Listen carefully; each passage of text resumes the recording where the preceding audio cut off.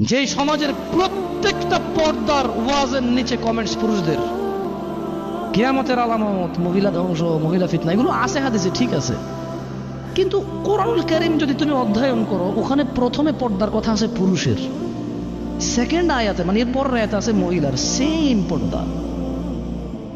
মানে ওর কথা হচ্ছে মহিলা হাঁটছে, সমাজ নষ্ট হয়েছে কেমনে? পোলাপান ফেলফেল করে তাকায়া ছিল, পোলাপান যে ফেলফেল করে তাকায়া ছিল, ওতে পোলাপানের সমাজ নষ্ট হয়নি।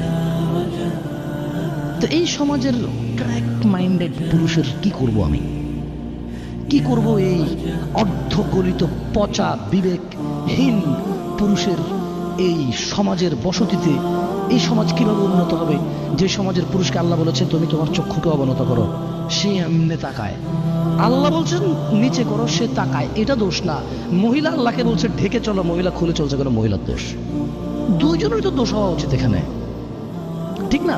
কিন্তু এখানে দোষ একজনের, এখানে দোষ